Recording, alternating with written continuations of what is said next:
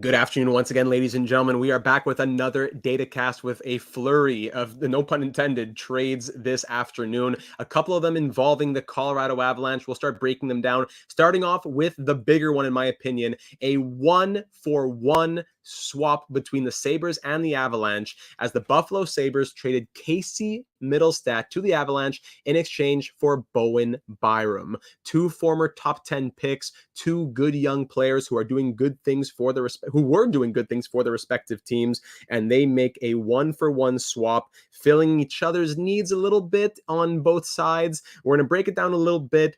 Did the Avalanche get the better guarantee? Do the Sabres have too much on their left side defense now? We'll start breaking down when we look at the context of the trade in a moment, but first let's look at the pure value, purely the value that the players bring to the table. Then we'll look at it in the context and where they fit in the lineup and who wins this trade and why. So Casey Mittelstadt having a career year with the Buffalo Sabres, 24 years of age, acquired by the Avalanche. He is a playmaking two-way forward, often a center, put up, Jay Fresh says, put up absolutely electric passing metrics in 2022-23, and good ones so far this season. Not the fastest or the most physical player. Remember at the combine, I couldn't do a pull-up. That was always a big story. But he controls the puck very well. Hey, thank you, Leon. Leon just mentioning that Leon is loving the Vancouver rebuild. Appreciate that. Thank you for the kind words. So Casey Mittelstadt, over the last 3 years, we see that pretty much everything has increased, but a big jump in his defense over the last couple of seasons, and his overall value has taken a good jump since 21-22. So looking at the last 3 years of weighted average data, in that 65th percentile of projected wins above replacement. Again, wins above replacement, meaning if I were to take that player and replace them with a replacement level player, so for a forward, that would be a 13th forward, a healthy scratch kind of guy. If I took Casey Mittelstadt out of the Buffalo Sabres lineup and put a 13th forward in, how many more wins do I get with Mittelstadt as opposed to the replacement level player? That's what wins above replacement is. So to have the 65th percentile of the league as a guy who's playing second line minutes, that is very fairly above average. Very good to see that 15 percentiles above. In even strength offense, right around average. Even strength defense up in the 71st percentile. Goals, 36, no problem. But primary assists in that 93rd percentile of primary assists over the last 3 years through the weighted average data. Penalties, power play, whatever. But he's playing against higher levels of competition with higher levels of teammates. His finishing has been okay, pretty solid, but it's really that defense that's taken a really big jump this year, well over 75th percentile, and his overall worth in this range as opposed to down in this range over the last few years. So Casey Mittelstadt, looking at his numbers a little bit more before we look at Bowen Byram, 8th overall pick in 2017, spent his entire 339 game career with the Sabres so far. The last couple years especially really being the coming out party for Mittelstadt. Kind of a fringe guy. What's he going to be? Who's he going to be in this team, on this team long term?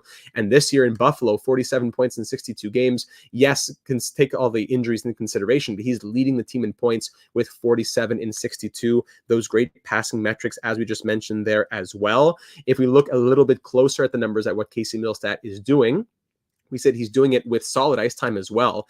Last year, look at this, 20 minutes per night some games.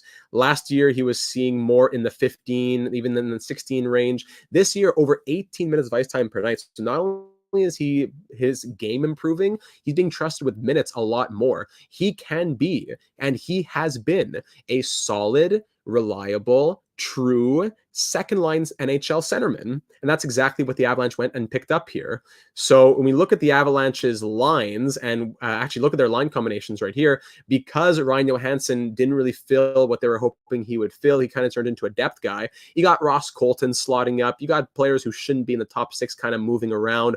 So to have Casey Mittelstadt as second line center, that is huge for the context of the trade. We'll go back to the value in just a second. Now I'm just dipping a little bit into the context. For the Avalanche to have picked up a young centerman who's going to be on an RFA, expiring RFA, going to sign long-term with this team, a competitive squad, that is really big for them to say that, okay, Nate Back is our number one guy, absolutely, but we just locked up our second line center for the foreseeable future because, Alex Newhook wasn't cutting it, Ryan Johansson wasn't cutting it. Here we are. Ross Colton can move down. Jean-Luc Foudy can move down. down. And of course, Nichushkin's going to be back in this lineup soon. Parise can move back down to the bottom 6. This is really good news for the Avalanche. But on hold, they give up a really good piece going back the other way. They didn't give up junk. They give up a very good, promising defenseman in Bowen Byram. Now, don't let the numbers fool you now. Don't get scared by the numbers. Let me put them into context in just a moment. Don't jump to conclusions just yet. Bowen Byram, acquired by the Sabres, is a skilled young defenseman who loves to jump in the play, lead the rush, and score goals. Since dominating the 2022 finals, we're going to look at those numbers in a moment. He was incredible last year in the postseason. He has really struggled in terms of on-ice results, and the injury concerns are real. High risk, high upside. So don't look too much at the even strength offense and the defense. What you want to see, and it's nice to see that the goals at 98th percentile, finishing in 98th percentile, don't take that with a massive grain of salt when I'm looking at a young defender. What I really am more interested in would be the micro stats card here. So we're going to scroll on that quickly. So I'm not saying to disregard this image right here, but don't put all your judgment in it, because when he was at getting the ice time and he was getting the opportunities and he was fully healthy, he was closer to this range in 2021-22. Don't take what happened the last couple of years as, I don't want to say as seriously. I don't want to make it seem as if they don't matter, but I think it should be understood that he was dealing with injuries. He's been behind Devon Toews, he's behind Cale Makar, he's behind Sam Girard this season. I think that should be understood as well. Narf in the comments saying, I think Byram has a higher ceiling, but this year he hasn't played great, and he's been a third-line pairing. Mittelstadt gives them what they need in second center, and he's an RFA. Yeah, well said. So Byram on the left. So if we look first at 2022-23, if we look at that card first for Bowen Byram. So last year we were wondering, how is he doing all this stuff on the ice but putting up such poor results? I figured the underlying numbers would catch up in 2023-24, but the opposite happened. So in 2022-23, last season, we see lots of blue: goals, chances, assists, primary shot this, neutral zone shots that, exit success rate, which is really big, passes, entry denial rate above average. Very good stuff last year. But now reduce the ice time a little bit. Last year, that all these numbers you're seeing right now is when Bowen Byram was averaging, wait for it, it was 21:53, close to 22 minutes per night. Now he's playing 2 less minutes per game. Does that have a big impact? I wouldn't say that it changes the world, but it is 2 minutes less per night, playing in different situations as well. We now see that his card looks a little bit different. Hang on a second, we'll pull this up here. It looks a little bit different to 2023-24 when we see a lot less blue, and the things that matter a lot aren't in that same range. So I'm not going to take a big, I'm not going to fall apart to say, oh no, his chance assists are down so much. Oh no. But what I am concerned with is when I see things like the entry denial rate, what's wrong with my brain? Possession entry prevention and entry chance prevention. Oof, tough words to get out of my mouth there.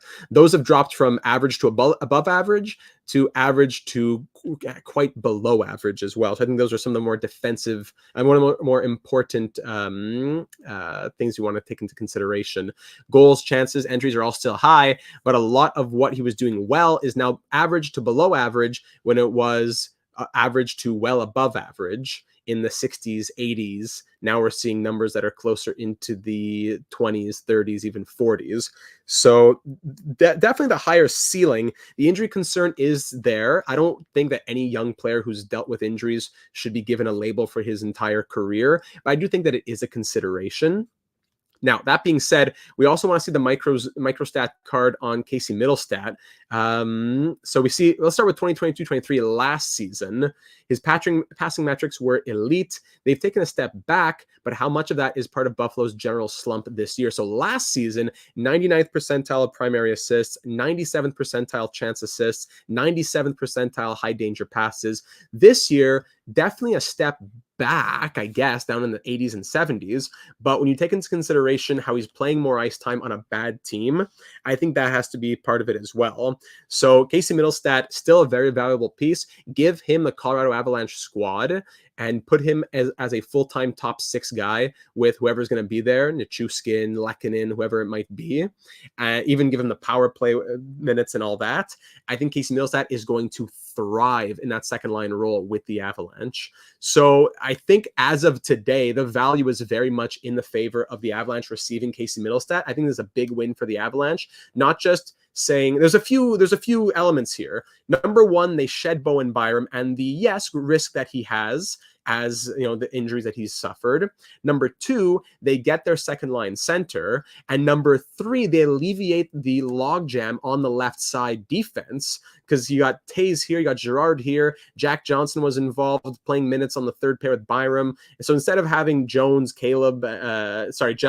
Jones, and Byram here in the third pair all around, you can now have a real number one in Taze, a real number two in Girard, a real number three in Johnson. Then on the other side, you got a real number one in Makar, and then you got Manson and Walker swapping around in number two and number three spot as well. So at the same time, that's an interesting thing, though. The situation that he was in Colorado is now going to be a similar situation in Buffalo. So you would have to think that Byram was playing on the right side this year. Take that into consideration. He was all those numbers that you're seeing. He's a left-handed D. He was playing on the right side. He wasn't used to that. So now put him in Buffalo. If he's still going to be playing on the right side, he can definitely find top 4 minutes with Dahlin and Power. But if he's still staying on the left and you got Ryan Johnson in there, he's still going to be kind of in that same position where there's players who are ahead of him. So I would think that somebody in this between Dahlin, Power, Johnson, even Samuelson, who's injured, and Byram, 5 left-handed defensemen, you got to think that at least one, if not 2, are playing on the right side. Right? You got to think. So it's Byram goes from an undesirable situation on a very good team to an undesirable situation on a bad team with good potential. So I think in terms of just the pure value here, the Avalanche got a slam dunk in getting what they need, in getting good value, and in being able to say, all right, Byram, thanks, but we're going to move on from here without you. Could you still have a very much higher ceiling 4th overall pick in 2019? Absolutely. Could you be a top pair defenseman? Absolutely. But we have our guys. We're going to wish you the best moving on, and we're going to go ahead and take Casey Mittelstadt instead, who's having such an incredible season now and is showing great promise of being a long-term second-line center, something that we have been longing for. I thought Mittelstadt was supposed to be really good as a newer / casual hockey fan. Did he not pan out or something? Well, initially he wasn't panning out. 8th overall pick in 2017. The guys who were drafted around him were making leaps and bounds while he was still like a 20, 30, 40 point guy. Last year, 59 and 82. This year on pace for, I think, 62. So he was on pace for a career high this season. So he's really coming into his own now at 25 years of age. It took him a few years to come out, but he has arrived. I believe that the true Casey Mittelstadt has arrived, and he's only getting better. So for the Colorado Avalanche now, we just quickly look at the cap situation here. No picks given up, just a straight up 1-for-1 swap. We'll break down the Sean Walker deal in the data cast right after this one. But if we look at their lineup right now, if I say, okay, we got $3 million still in cap space right now. Next season, we have most of our core signed on. We have a lot of the depth guys expiring. You got Sean Walker expiring. You got, what's his name? Francouz is going to be expiring. I don't think he comes back. There is definitely going to be enough money to give Casey Mittelstadt some sort of bridge. I don't know if he gets his big 8-year deal now. I think there's definitely, I think it does seem like a steal for Colorado. I think long term, this could be a very fair deal, even a win for the Avalanche. But today, I do see it as a bit of a steal. Not a fleece, but I do see it as a bit of a steal for the Avalanche, getting not only what they need, but getting good value in exchange for excess value, which also carried the injury risk.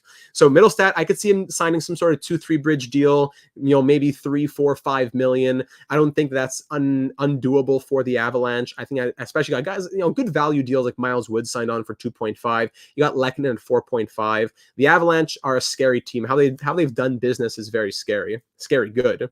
Now Bowen Byram comes back the other way to the Sabres. He's signed on for next year at 3.85, so it doesn't carry as much risk. The money shouldn't be an issue for the Buffalo Sabres. It's more who's playing where. If Dahlin and Byram can both play on the right side, maybe, and you got Power on the left, number 1, and you got, let's say, Samuelson on the left, number 2, I don't know, Johnson, number 3, that works out a little bit better. But Owen Power's big $8.3 million extension is going to be kicking in as well. That's a lot of money on the blue line, and that's a lot of left-handed money on the blue line as well. So the Sabres are really taking a bit of a gamble here. Now, the question for the Sabres will be who's playing second-line center, or the minutes, I should say, that Casey Mittelstadt is leaving behind.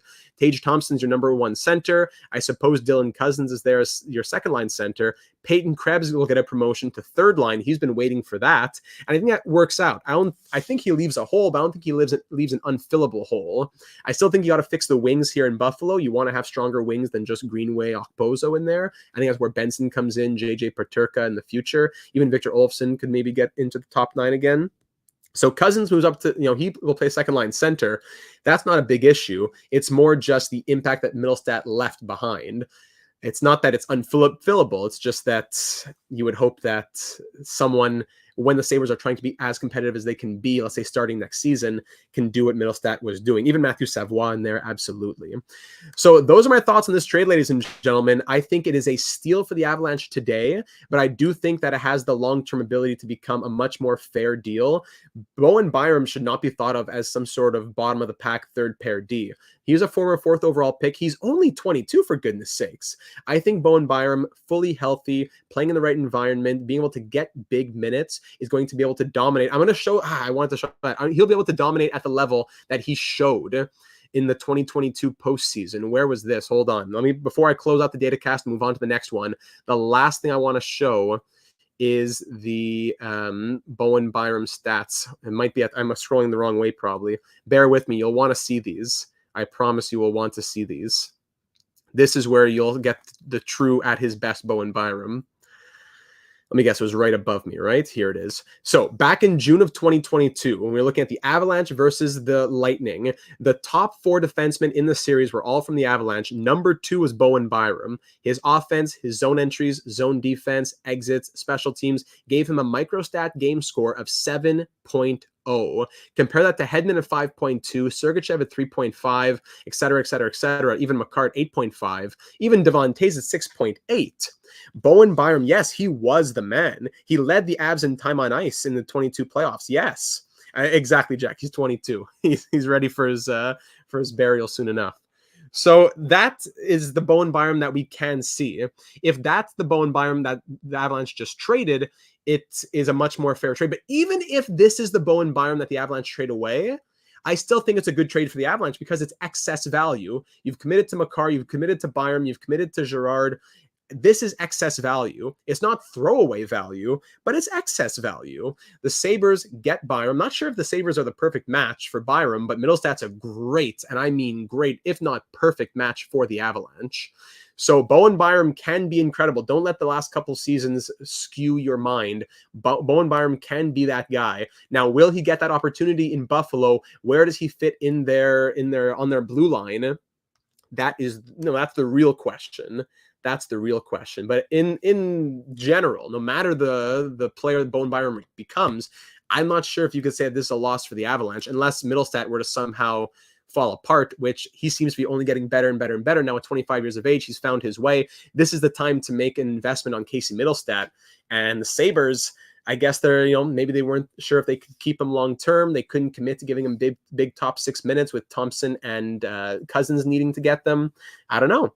Miley here saying, like I said, he has the upside of a number 1 defenseman, but he hasn't just played. He just hasn't played. And Mittelstadt is a perfect 2C, and that's his role. He's going to thrive getting put there. Win-win. I agree, 100%.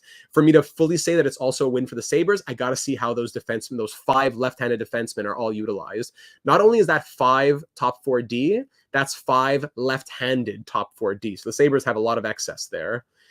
There you go. Dahlin and Hedman got to build some of that chemistry. Exactly. So, ladies and gentlemen, thank you for joining me for this data cast. Leave a like and, of course, subscribe if you haven't already. Turn on the notifications for all breaking news live streams for trades as they happen from now until the trade deadline on Friday. Stay tuned. We'll be live in about 5 minutes for the next trade.